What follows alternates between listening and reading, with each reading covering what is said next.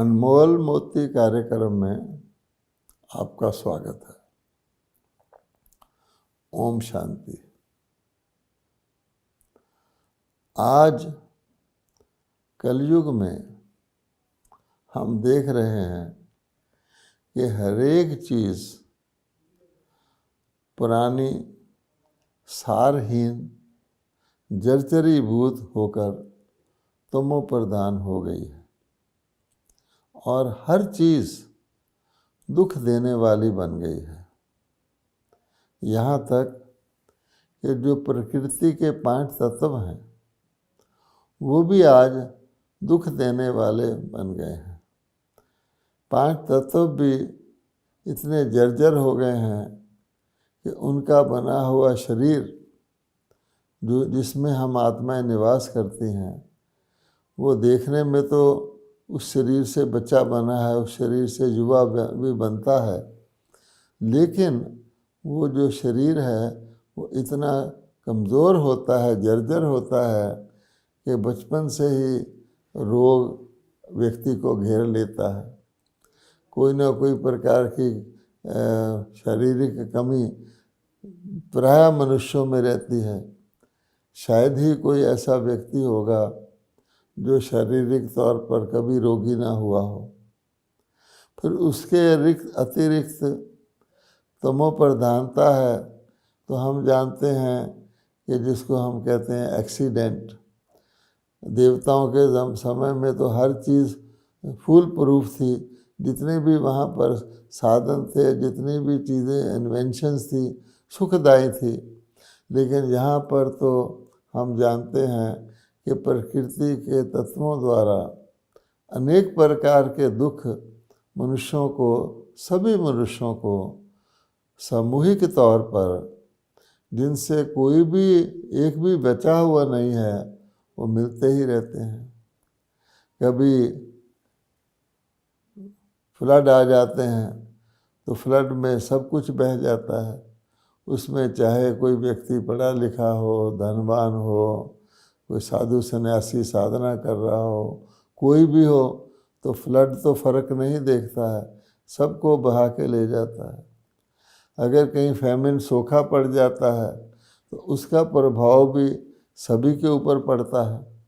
अर्थात इस दुनिया को दुख की दुनिया ही कहेंगे और कोई ये नहीं कह सकता है कि यहाँ पर हमें सुख मिल रहा है या मिलने की संभावना है।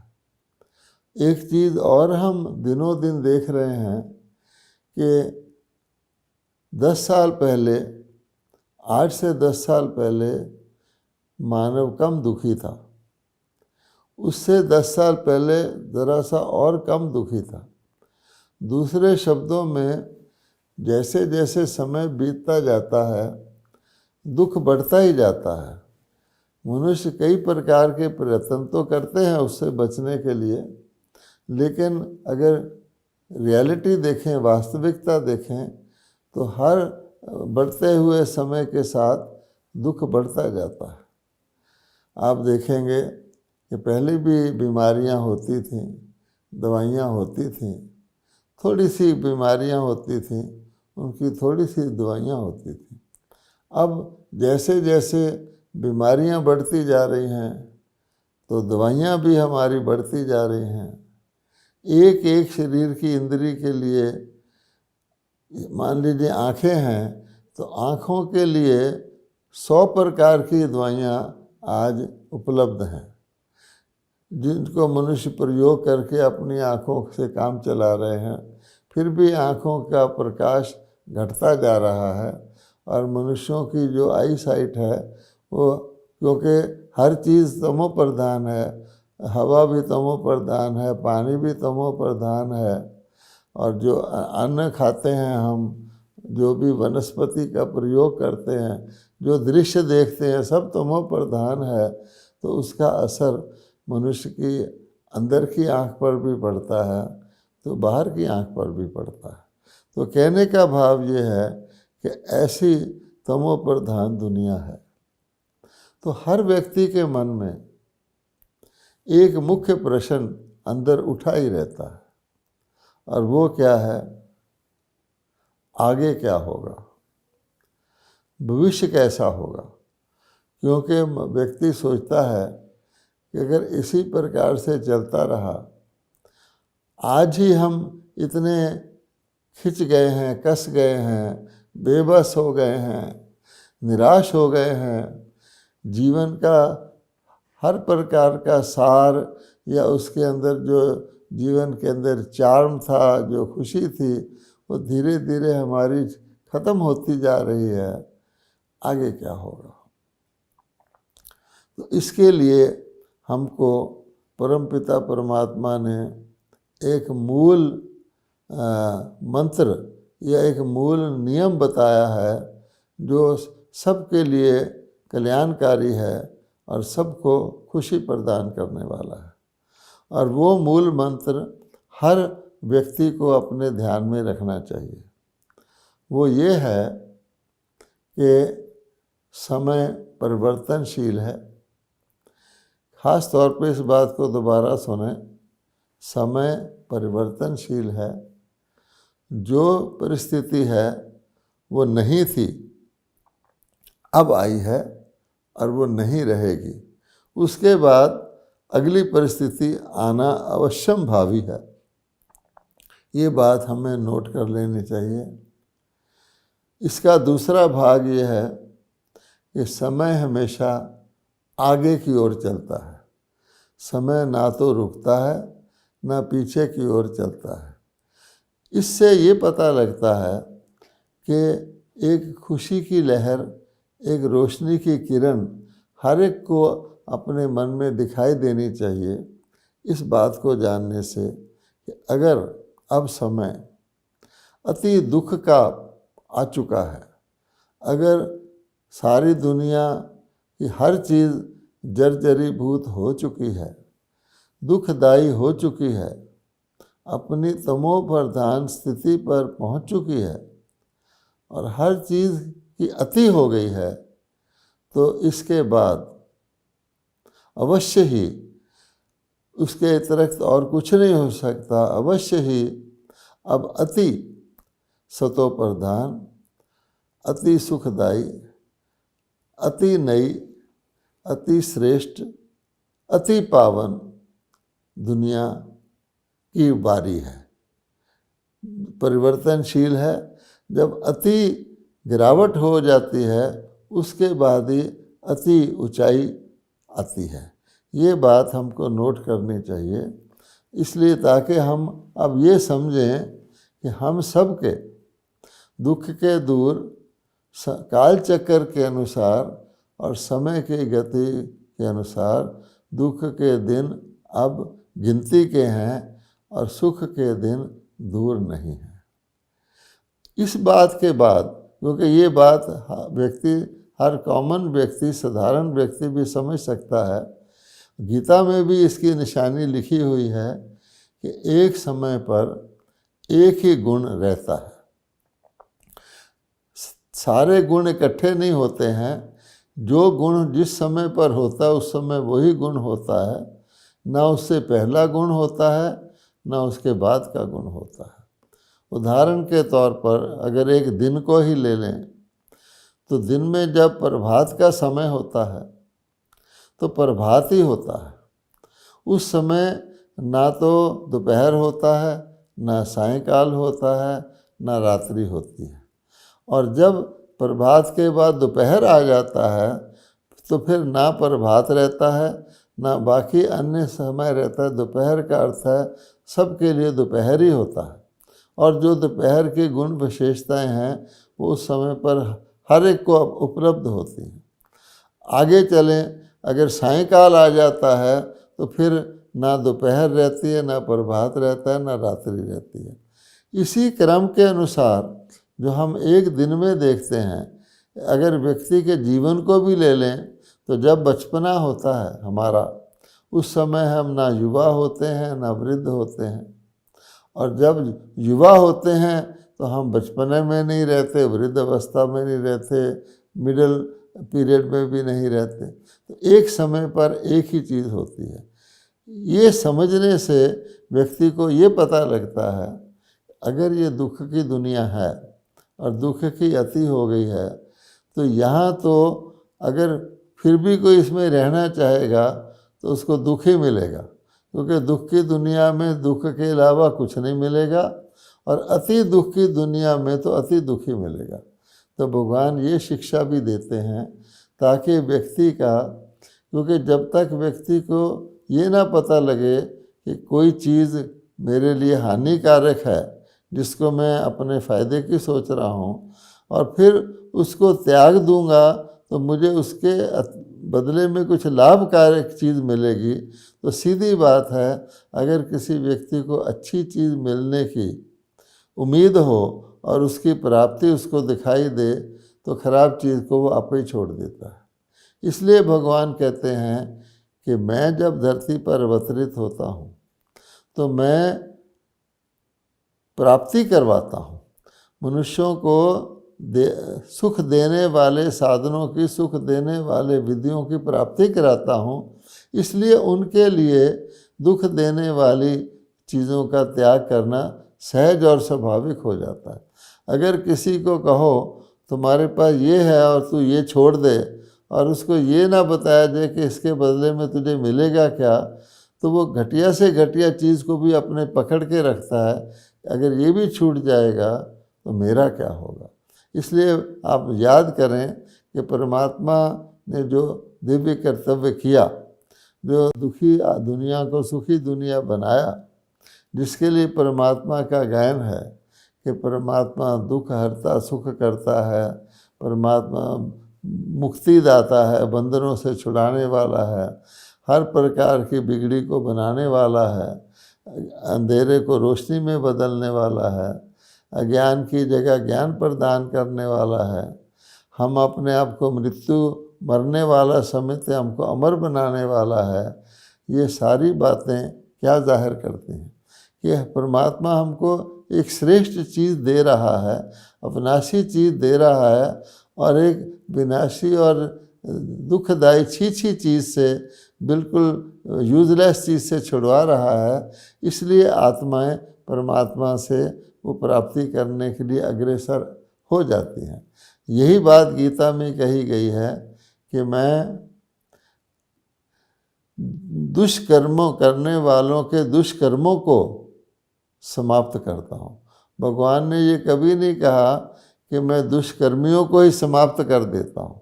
ये बात भी नोट करने की है, क्योंकि हमने जो परमात्मा ज्ञान दे रहे हैं और जो उसका गीता में थोड़ा बहुत वर्णन किया गया है, उसमें ज़मीन आसमान का फ़र्क है।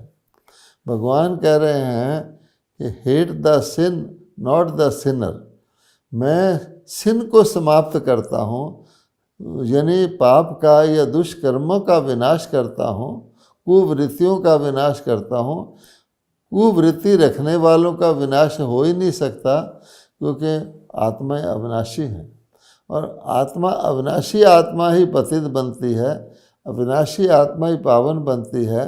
तो अविनाशी आत्मा को पतित से पावन बनाने का मैं कर्तव्य करता हूँ।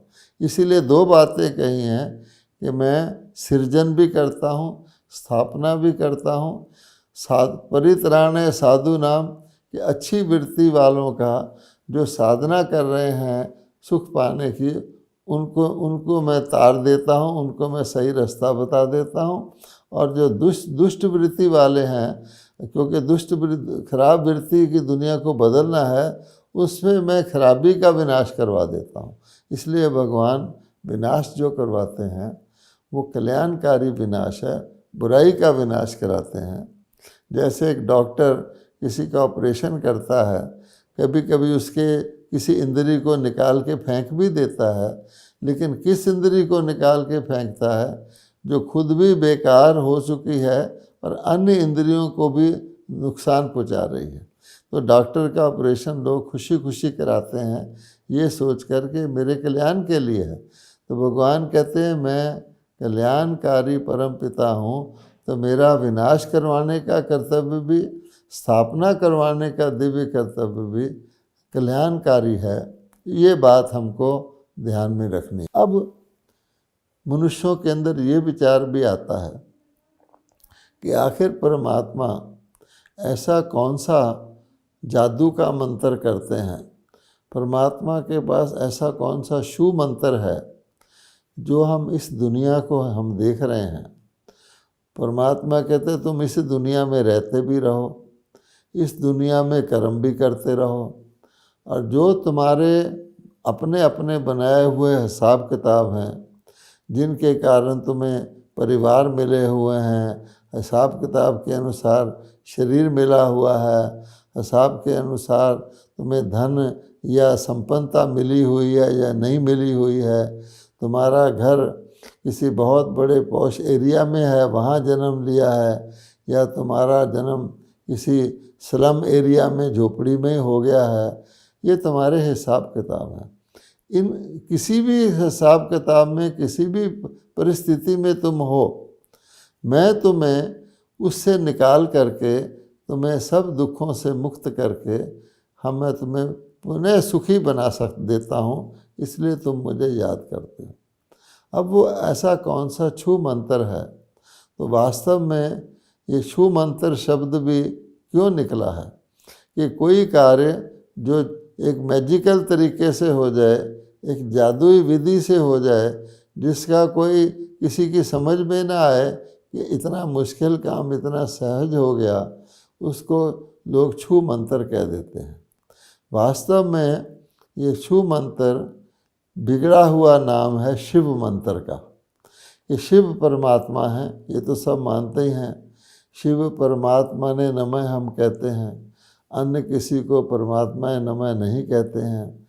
शिव का ही सोमनाथ का मंदिर है, शिव निराकार की मूर्तियां ही हम भिन्न भिन्न नामों से कश्मीर में अमरनाथ से लेकर नीचे रामेश्वरम में पूजते हैं, लेकिन उसको जानते नहीं हैं।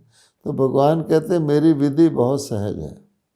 वो ये है कि इस धरती पर आकर आत्माएं जब सतोगुनी दुनिया में आती हैं, सतोगुनी स्वरूप में परम धाम से आती हैं, तो उनको सतोगुनी शरीर मिलते हैं। तो हर चीज़ प्रकृति भी सतोगुनी होती है, तो उनका जो भी आत्माओं का शरीर के या शरीरधारियों से या शारीरिक वस्तुओं से संबंध होता है, उसको हम संबंध कहते हैं। दूसरे शब्दों में आत्मा अपने आत्म स्वरूप में रहकर उनके कनेक्शन में आती है और व्यवहार करती है। तो जब तक आत्मा अपने अविनाशी आत्म स्वरूप में रह कर के वस्तुओं से व्यक्तियों से व्यवहार करती है, तो वो संबंध होता है, उससे उसको सुख की प्राप्ति होती है। लेकिन एक समय ऐसा आता है जब आत्मा अपने अविनाशी आत्मिक स्वरूप को भूल जाती है, जन्म लेते लेते अपने आप को शरीर ही मानने लग जाती है। जैसे आजकल हम सब हैं, हम सब भारतवासी हैं, हमें कुछ छोटा थोड़ा सा ज्ञान तो है कि हम आत्मा हमारे अंदर है। तो हम सबको ये तो ज्ञान है कि आत्मा हमारे अंदर कोई चीज़ है, लेकिन पूरा व्यवहार, पूरा जो जीवन शैली हमारी है वो दैहिक हो गई है। बचपन से लेकर ही हमारे शरीर का नाम रखा जाता है, हम सब को उसी नाम से लोग पुकारते हैं, हम अपने आप को उसी नाम से रिस्पॉन्ड करते हैं। सो भी रहे होंगे, अगर लेटे हुए भी होंगे, आंखें बंद भी होगी, तो कोई हमारे शरीर का नाम लेगा तो हम रिस्पॉन्ड करेंगे। पिताजी का नाम पूछा जाता है तो भी हमारे अंदर हमारे शरीर के पिताजी का नाम ही रहता है। हमारा एड्रेस पूछा जाता है, भी आप कहाँ रहते हो, तो हम अपने शरीर का ही पता बताते हैं जहाँ हम रहते हैं। कोई पूछे कि आपका परिवार पीछे कहाँ का है, अर्थात आपका गांव कहाँ है, आपके पूर्वज कहाँ रहते थे, तो भी हम अपने दादा परदादा के शरीर के गांव का नाम ही बताते हैं।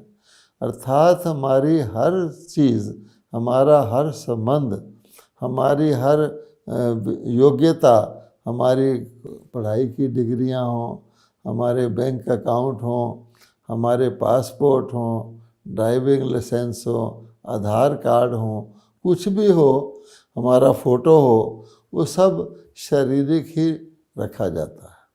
अब भगवान कहते हैं कि यही शरीर जब देवी देवताओं के थे, सतोगुणी थे, तो संबंध था, लेकिन धीरे धीरे उसमें से अविनाशी आत्मा निकल गई। अगर आप गीता आज भी पढ़ें तो उसमें योग पर जो चैप्टर है कि भगवान कहते हैं ये अविनाशी योग मैंने पहले सूर्य को दिया, सिखाया था। अब इसका अर्थ तो यहाँ अलग विषय है कि सूर्य नहीं, सूर्यवंशियों को सिखाया था। अविनाशी अर्थात आत्माओं को सिखाया था, क्योंकि शरीर तो विनाशी हैं। शरीर के साथ कोई भी चीज़ जोड़ेंगे तो मृत्यु के साथ समाप्त हो जाएगी, ये हम सब जानते हैं। अगर किसी ने कोई क्वालिफिकेशन या डिग्री ली है तो शरीर के साथ वो डिग्री समाप्त हो जाती है। अगले जन्म में उस आत्मा को वो ये नहीं कह सकती कि मैंने पिछले जन्म में मैंने ये डिग्री ली थी, मुझे इससे आगे की डिग्री लेनी है, नहीं। हर आत्मा को पुनः फिर केजी यानी प्ले स्कूल से, छोटे बचपन से ही अलग से पढ़ाई करनी पड़ती है। जो धन उसने पिछले जन्म में एकत्रित किया था, अर्जित किया था, वो भी उसका नहीं रहता, और उसके बाद अगले जन्म में फिर उसको अपने कर्मों के हिसाब से, अपनी कुशलता के हिसाब से धन इकट्ठा करना पड़ता है। अर्थात दो हिस्से हैं, एक जीवन का अविनाशी हिस्सा जिसको हम अमरलोक कहते हैं, देवलोक कहते हैं, और एक वो हिस्सा दूसरा पुराना हिस्सा, सेकंड हाफ, जिसको हम सेकंड हैंड भी कहते हैं, जो 2 युगों के बाद आता है, जिसमें हम अपने आप को शरीर मानने लगते हैं और सचमुच हम इस दुनिया को मृत्यु लोक कहना शुरू कर देते हैं। अगर हम अपनी प्रार्थनाओं को याद करें, जो प्रार्थनाएं हम भगवान से जाने अनजाने में करते हैं, उसमें हमारे संस्कारों के अंदर जो निहित बात है वो हम प्रेयर के रूप में कहते हैं कि परमात्मा, हम तो ये नहीं कर पा रहे, पर हम ये थे, आप ही हमें पुनः अपनी उस स्थिति में ले आओ। जब हम आरती करते हैं तो क्या कहते हैं? आरती में भगवान को याद कर रहे हैं, परमात्मा को प्रार्थना कर रहे हैं कि विषय विकार मिटाओ, पाप हरो देवा। हे परमात्मा, हे देवों के देव, हमारे में से विषय विकार निकाल दो, हमें पापों से मुक्त कर दो। आप देखिए, यही भगवान ने अपना दिव्य कर्तव्य बताया है कि मैं दुष्कृताम का विनाश करता हूँ, दुष्कर्मों का विनाश करवाता हूँ।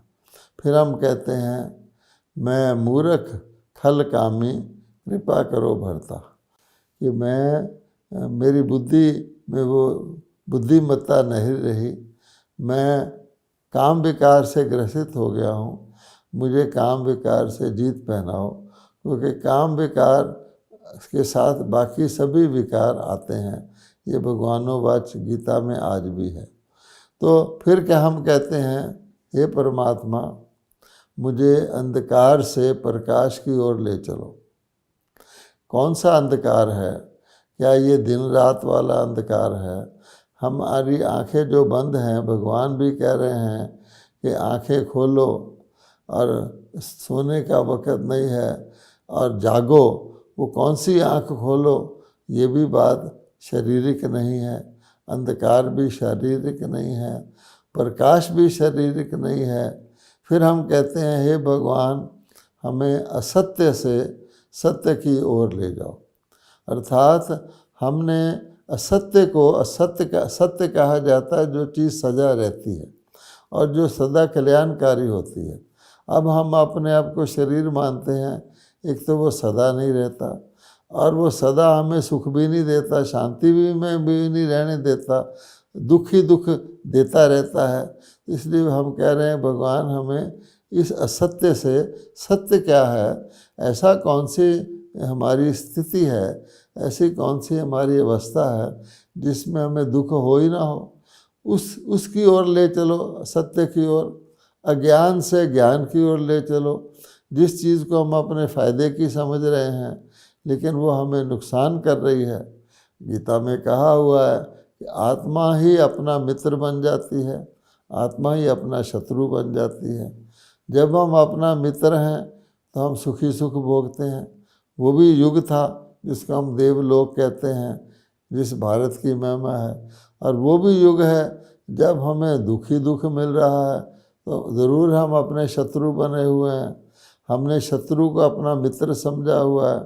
आज हम काम विकार, जैसे गीता का 16वां अध्याय में कहा हुआ है कि आसुरी संपदा का लक्षण ये है, वो समझते हैं कि दुनिया सिर्फ काम विकार का सुख लेने के लिए बनी है, इससे बड़ा सुख तो कोई दुनिया में होता ही नहीं है।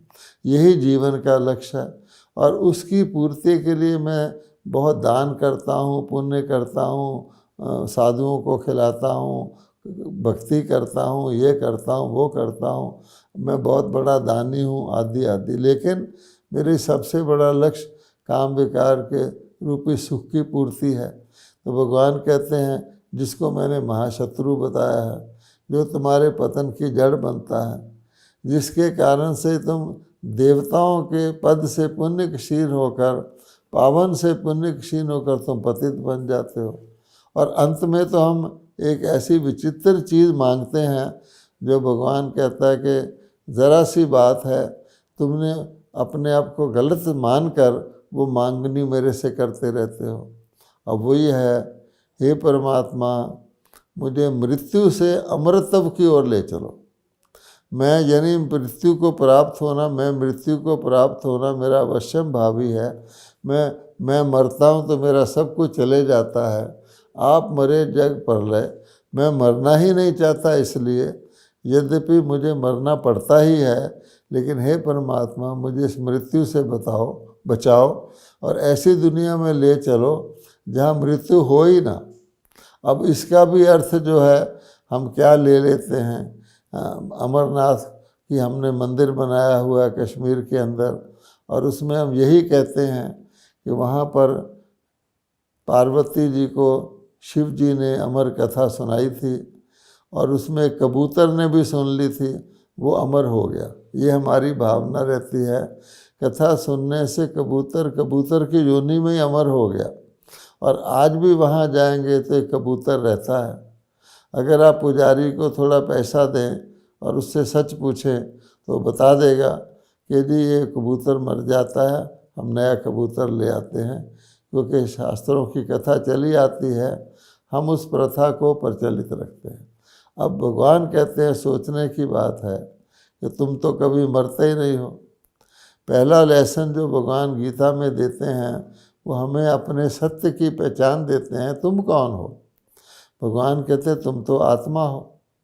पहला लेसन यही देते हैं ना, हे अर्जुन तुम आत्मा हो, अजर हो, अमर हो, अविनाशी हो, शाश्वत हो, तुम कभी ख़त्म नहीं होते हो। आग तुमको जला नहीं सकती है, पानी में तुम डूब नहीं सकते हो, हवा तुमको उड़ा नहीं सकती, इत्यादि इत्यादि। तुम सदा हो।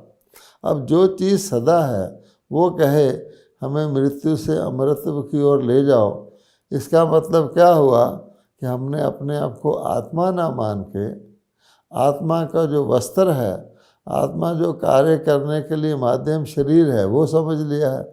और शरीर तो हमको चेंज करना ही पड़ता है, क्योंकि शरीर की अवधि होती है। जैसे हम अपने कपड़े रोज़ चेंज करते हैं, कभी हमने भगवान को कहा कि जिस ड्रेस में मैं बैठा हूँ, हे भगवान बस मेरी यही ड्रेस पक्की कर दो, इसी ड्रेस में मैं सदा काल के लिए रहूँ, हम तो नहीं कहते। हम जानते हैं कि ड्रेस को चेंज करने का समय होता है। हम अपनी रुचि से और खुशी से ही पुरानी ड्रेस जिसमें थोड़ा सा पसीना आ जाता है, थोड़ी मैली हो जाती है, बाहर का प्रभाव पड़ जाता है, उसको चेंज कर लेते हैं। इसी प्रकार से शरीर भी एक वस्त्र कहा गया है, आत्मा के काम करने के लिए एक माध्यम कहा गया है। अगर हम माध्यम को बदल लेते हैं, लोग अपनी कार को बदल लेते हैं, कार का नया मॉडल आता है उसको बदल लेते हैं, अपने मोबाइल को बदल लेते हैं, कैमरा को बदल लेते हैं, तो बताइए कि शरीर को बदलने को हम ये मान लें कि मैं मृत्यु को प्राप्त होता हूँ, मैं तो ख़त्म ही हो जाता हूँ, इससे बड़ा अज्ञान क्या है। इसलिए भगवान कहते हैं कि मैं आकर के बहुत सहज तरीके से आपको इन सब दुखों से छुड़ाकर, क्योंकि दुखों का मूल कारण 5 विकार हैं, काम, क्रोध, लोभ और अहंकार। यही हमें दुख देते हैं, और ये विकार निकल जाएं तो हम दुख से छूट जाते हैं। इसलिए हम भगवान को प्रेयर करते हैं, विषय विकार मिटाओ। अब इन विकारों का कारण क्या है? तो भगवान कहते हैं विकारों का कारण अपने आप को शरीर मानना है। तो शरीर मानते हो इसलिए वो विकार आते हैं। तुम शरीर हो ही नहीं, तुम आत्मा हो। तो परमात्मा हमको आके क्या कहते हैं? सिंपल बात बताते हैं। अब पहली बात तो खुशखबरी बताते हैं, अब ये नाटक सृष्टि का पूरा हो गया है। तुमने पूरे अपने 84 जन्म पूरे कर लिए हैं। अब इस नाटक का तो अंत होना ही है। तो जब इसका अंत होना ही है तो हमें जिस चीज़ का हमें पता है कि ये ख़त्म होनी है, उससे हमें लगाव रखना तो अक्लमंदी नहीं होगी।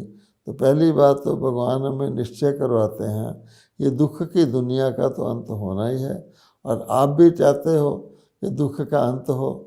क्या अभी भी आप इस दुख की दुनिया में रहना चाहते हो? अगर रहना चाहोगे तो और ज़्यादा दुख पाओगे। इसलिए जो तुम प्रेयर करते आए उसको मैं पूरी करने के लिए मैं ही आकर के तुम्हें वहाँ से छुड़ाता हूँ। दूसरी बात भगवान कहते हैं छुड़ाने का बहुत आसान तरीका है कि तुम आत्मा हो, आत्मा थे, आत्मा हो, आत्मा ही रहोगे। शरीर तो तुम बदलते आए हो। वर्तमान शरीर को भी आप देख लो, आजकल तो अकाल मृत्यु का भी बाजार गर्म है। ये कब तक तुम्हारे पास रहेगा? ये तुमको छोड़ना ही है। और ये तो जर्जर शरीर है, दुखी होता रहता है, रोग ग्रसित होता रहता है। तो इस शरीर से तुम अपना मोह निकाल दो। इसलिए भगवान ने कहा हुआ नष्टो मोहा बन जाओ और स्मृति लब्ध हो जाओ। ये गीता के लास्ट वर्ड है। मोह जो विनाशी चीज़ है, जो ख़त्म होने वाली चीज़ है, जिसका ख़त्म होने का समय आ गया है, उससे मोह को निकाल दो। इसलिए बाबा कभी कभी बंदरी का मिसाल भी देते हैं कि बंदरी को क्यों भिखारी कहा गया है कि उसका बच्चा मरने के बाद भी उसको अपने साथ लेके चलती रहती। इतना मोह होता है, पता भी है कि अब इसमें जान नहीं रही, तो शरीर के मोह के कारण से। तो भगवान कहते हैं इसलिए मैं आके तुमको पुनः कहता हूँ कि तुम आत्मा थे, मैं भी परम आत्मा हूँ। मैं तुमको आके बार बार ये स्मृति दिलाता हूँ तुम आत्मा हो। आत्मा ही शरीर के द्वारा कर्म करती है, आत्मा ही शरीर के द्वारा सुख की अनुभूति करती है, दुख की अनुभूति करती है, प्रेम की अनुभूति करती है, ज्ञान की अनुभूति करती है। तो मैं तुमको शरीर के द्वारा आत्मा के ऐसे कर्म सिखाता हूँ जो तुम ज्ञान धन दूसरों को बांटते हो। कहा जाता है सबसे श्रेष्ठ धन ज्ञान धन है। Knowledge is power, knowledge is source of income. ज्ञान ही व्यक्ति को जागृत करता है। तो तुमको मैंने वो सत्य ज्ञान दिया है जिसको तुम धारण भी करो और अन्य आत्मा को बांटो। ये इतना बड़ा पुण्य का काम है कि दूसरे को भी आत्मा का ज्ञान देना, परमात्मा का ज्ञान देना, कि इससे तुम चरणजीवी बन जाते हो। जो तुम अकाल मृत्यु कि ग्रसित हो गए हो, तुम्हारी आयु मैं इतनी लंबी कर देता हूँ कि सतयुग और त्रेता में सभी अपनी पूरी आयु भोगते हैं, किसी के अकाल मृत्यु नहीं होती। इतना बड़ा श्रेष्ठ काम सिखाता हूँ। और साथ साथ तुम आत्मा हो, आत्मा बन करके अपने पुराने हिसाब किताब को जो यथार्थ कर्म है मुझे याद करके, जिसको हम याद की यात्रा कहते हैं, जिसको हम अंतिम यात्रा कहते हैं, गीता में अंतिम यात्रा के ऊपर पूरा अध्याय है, जिसको हम योग की यात्रा कहते हैं, वो करते रहो। हम तो आत्मा हैं, अब हमारे परम धाम जाने का समय वापस आ गया। वहाँ शांति ही शांति है। ये दुख की दुनिया है। अब इससे तो जाना ही है।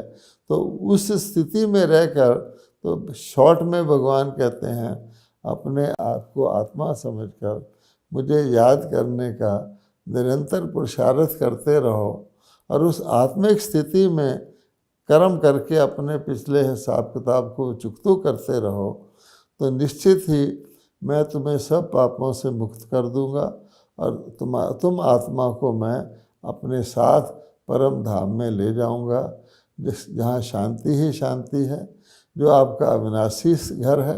अभी कितना समय है? और उस वहाँ से तुमको फिर मैं पुनः सृष्टि चक्कर जो नया शुरू करता हूँ, सुख की दुनिया सतयुग, उस दुनिया में सतो प्रधान दुनिया में सतो प्रधान आत्मा को पुनः भेज दूंगा। ओम शांति।